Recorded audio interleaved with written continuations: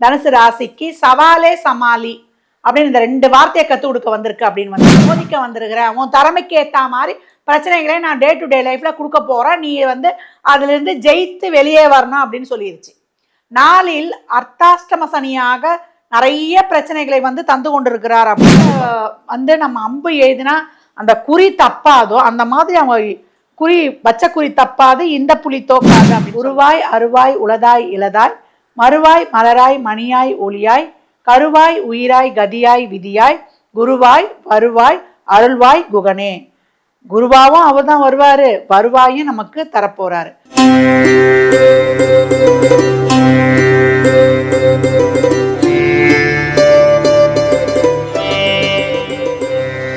ஓம் சரவண பவ. பாலும் தெளிதேனும் பாகும் பருப்பும் இவை நாளும் கலந்துனக்கு நான் தருவேன். கோலம் செய் துங்க கரிமுகத்து தூமணியே நீ எனக்கு சங்கத்தமிழ் மூன்றும் தா. ஜோதிட யுகம் யூடியூப் சேனல் அன்பர்கள் அனைவருக்கும் ஆதித்ய சோனலட்சுமியின் ஆத்ம வணக்கங்கள். இந்த பதிவு மிகச் சிறப்பான பதிவு. வருகின்ற பராபவ வருடம் தமிழ் புத்தாண்டி 40வது வருடம் அன்று 12 ராசிக்கும் நடைபெறவிருக்கும் பலன்களை வந்து துல்லியமாக இந்த பதிவுகளில் காணவிருக்கிறோம். இந்த சித்திரை முதல் நாள் அன்று உங்களை தேடி ஒரு புதிய உறவு வரப்போகுது. இந்த உறவால் உங்கள் வாழ்வில் ஏற்படக்கூடிய அதிரடியான மாற்றங்களையும் திருப்பங்களையும் வந்து நம்ம வந்து இந்த பதிவுகளில் காணவிருக்கிறோம். இந்த உறவால் நீங்க அடையக்கூடிய சாதக பாதக பலன்களையும் மற்றும் இந்த ஒரு வருடம் நீங்க எப்படி வந்து கடந்து வரலாம் என்கின்ற அருமையான ஒரு சில வழிமுறைகளை இந்த பதிவுகளில் பார்க்கலாம். பதிவுக்குள் போகலாம் வாங்க. தனுசு ராசி தனுசு லக்னத்திற்கான பலன்களை காணவிருக்கிறோம். இந்த பராபவ வருடம் தனுசு ராசிக்கு சவாலே சமாளி அப்படின்னு இந்த 2 வார்த்தையை கற்றுக் கொடுக்க வந்திருக்கு அப்படின்னு வந்து சொல்லலாம். இந்த வருடம் தனுசு ராசிக்கு 8ல் குரு ராசி அதிபதி உச்சமாகக்கூடிய நிலைமை. உன்னுடைய திறமையை நான் சோதிக்க வந்திருக்கிறேன். உன் திறமைக்கு ஏற்ற மாதிரி பிரச்சனைகளை நான் டே டு டே லைஃப்ல கொடுக்க போறேன். நீ வந்து அதுல இருந்து ஜெயித்து வெளியே வரணும் அப்படின்னு சொல்லிருச்சு. நாளில் அர்த்தாஷ்டம சனியாக நிறைய பிரச்சனைகளை வந்து தந்து கொண்டிருக்கிறார் அப்படின்னு வந்து சொல்லலாம்.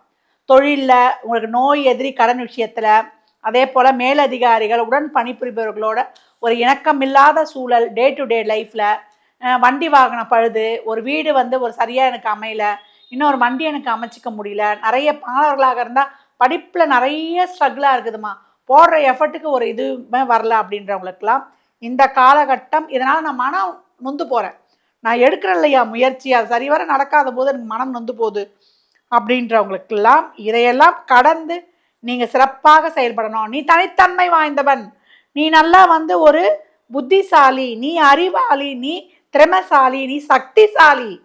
ஏன்னா தனுசுடைய அமைப்பே பாருங்க, பாதி மனுஷன் மனிதன் பாதி மிருகம் பாதி, நல்லவனுக்கு நல்லவன் கெட்டவனுக்கு கெட்டவன். அப்போ ஒரு எண்ணிய காரியத்தை நினச்சிட்டாங்கன்னா எப்படி வில்லில் வந்து நம்ம அம்பு எழுதினா அந்த குறி தப்பாதோ அந்த மாதிரி அவங்க குறி வச்ச குறி தப்பாது, இந்த புலி தோக்காது அப்படின்னு சொல்லலாம். அந்த அளவுக்கு வந்து சிறப்பாக செயல்படக்கூடியவர்கள். இந்த காலகட்டம் உங்களுக்கு இப்போ 8ல் குரு வந்து அமர்ந்து எப்போ செலவு வரும் எப்போ வரவு வரும், லாபமா நஷ்டமா அப்படின்னு ஒரு குழப்பத்திலேயே வைக்கும். வரவே எப்படி வரும்னா, இப்போ ஒரு கையில் இருக்க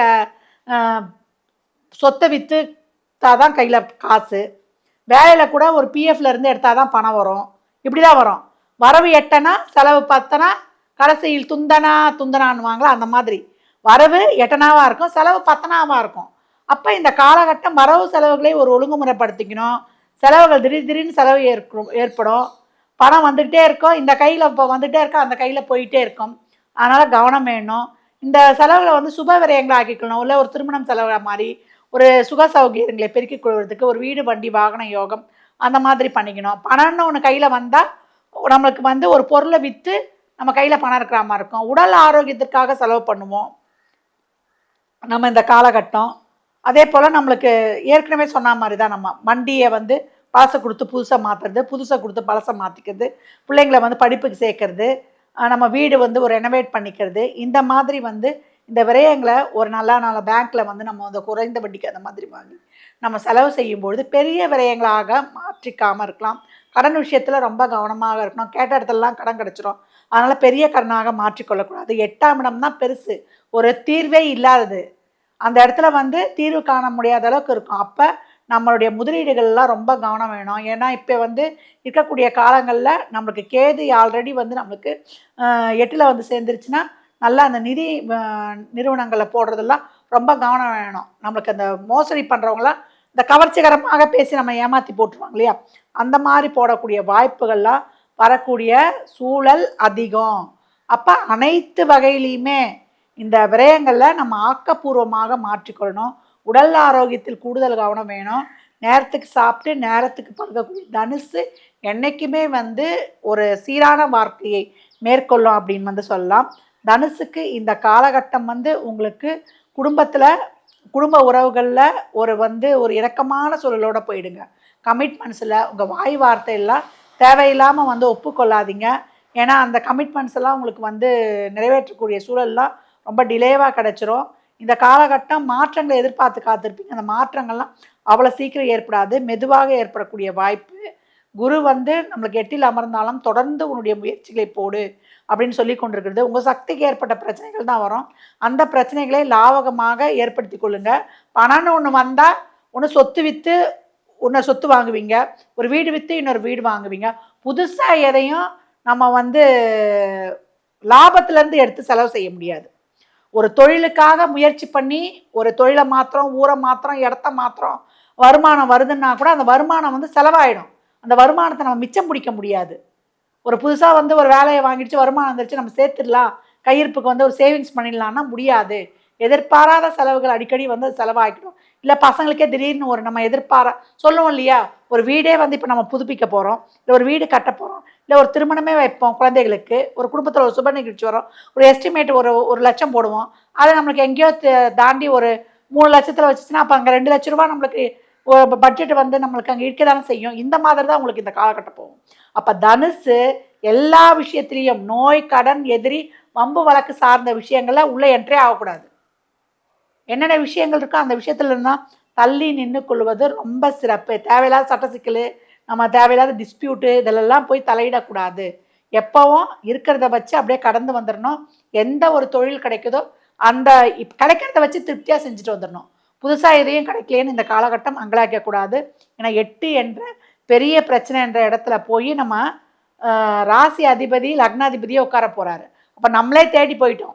வம்பு விலை கொடுத்து வாங்குறோன்னு சொல்லுவோம் இல்லையா, சும்மா இல்லைங்க, நானே வந்து காசு கொடுத்து வாங்கினவங்களா அந்த சூழ்நிலை இப்போ உருவாக போகுது. அப்போ நம்ம கோ வித் ஃப்ளோ. 8ஆம் இடம் ஆக்டிவேட் ஆனால மேஜர் அப்ஸ் அண்ட் டவுன்ஸை காணக்கூடிய நேரம் அப்படின்னு சொல்லியாச்சு.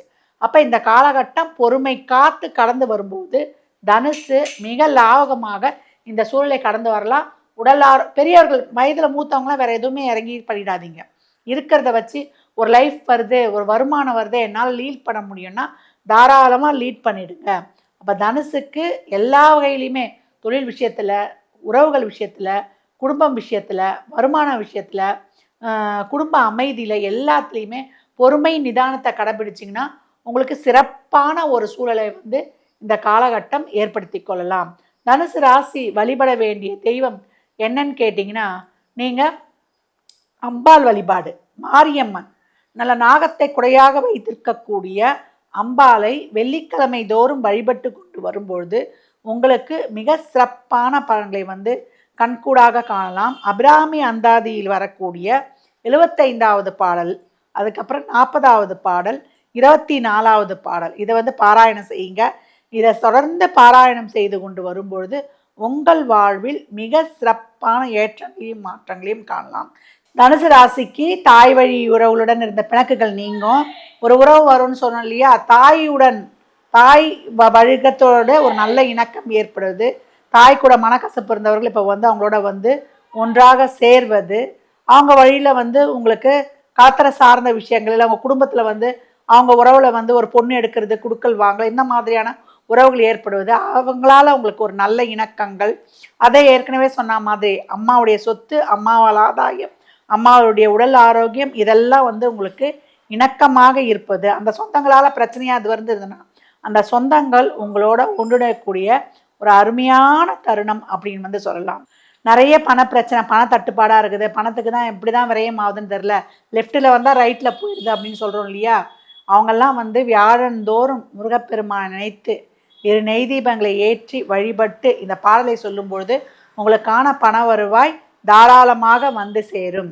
உருவாய் அருவாய் உளதாய் இளதாய் மறுவாய் மலராய் மணியாய் ஒளியாய் கருவாய் உயிராய் கதியாய் விதியாய் குருவாய் வருவாய் அருள்வாய் குகனே.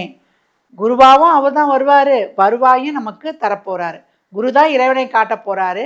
அவரே வந்து நம்மளுக்கு வருவாயும் தரக்கூடிய அருமையான வள்ளல் தான் நம்மளுடைய முருகப்பெருமான். 12 கைகளால் கொடுத்துட்டா நம்மளுக்கு வாங்கிறதுக்கு நம்ம தான் கர்மாவெல்லாம் தீர்த்து அப்படியே வந்து நம்ம சிறப்பாக நிற்கணும். அவர்கிட்ட சரணாகதி அடைஞ்சி நிற்கும் பொழுது நம்மளை வாரி அணைத்து கொள்ள விரைந்தோடி வருவான், மயிலேறி வந்திடுவான் நம் வள்ளல் பெருமான். தனுசு ராசி லக்னக்காரர்களுக்கு உளம் கனிந்த தமிழ் புத்தாண்டு நல்வாழ்த்துக்கள். இந்த ராசிக்கான பலனை வந்து நம்ம துல்லியமாக பார்த்துருக்குறோம். மேற்கொண்டு உங்களுக்கு வந்து சந்தேகங்கள்லாம் இருக்குது, நான் வந்து ஒரு குழந்தை பேர், திருமணம், இல்லை ஒரு முக்கியமான முடிவுகள் எடுக்கிறது, வெளிநாட்டு வேலை வாய்ப்பு, இல்லை தொழிலில் மாற்றங்கள் செய்து கொள்ளலாமா, முதலீடுகளை செய்து கொள்ளலாமா, வீடு கட்டலாமா அப்படின்னு ஒவ்வொருத்தருக்கும் ஒரு பிரச்சனைக்கான சொல்யூஷன் வந்து தேவையில்லையா, அதையெல்லாம் அறிந்து கொள்வதற்கும் உங்களுடைய வாழ்நாளில் இனி வரும் காலகட்டம் எப்படி இருக்குன்ற சந்தேகங்களை தீர்த்து கொள்வதற்கு கீழ்கண்ட எண்ணிற்கு தொடர்பு கொள்ளுங்க. உங்களுக்கு ஜாதகங்களை சிறப்பாக ஆராய்ந்து துல்லியமான பலன்களை அறிந்து உங்கள் வாழ்நாளை சிறப்பாக்கி கொள்ளலாம். நாங்கள் வந்து உள்ளூரில் இல்லை, வெளியூரில் இருக்கோம், வெளிநாட்டில் இருக்கிறோம், வெளி மாநிலத்தில் இருக்கிறோம் அப்படின்னாலும் நீங்கள் வாட்ஸ்அப் மூலம் தொடர்பு கொள்ளுங்க. உங்களுக்கான வந்து ஜோதிட ஆலோசனைகள் சிறப்பாக வழங்கப்படும். மற்றும் ஒரு சிறப்பான பதிவில் சந்திக்கும் வரை தங்களிடமிருந்து விடைபெற்றுக் கொள்வது ஆதித்ய சொர்ணலட்சுமி. இறை அருளால் அனைத்தும் நிறைவாகட்டும்.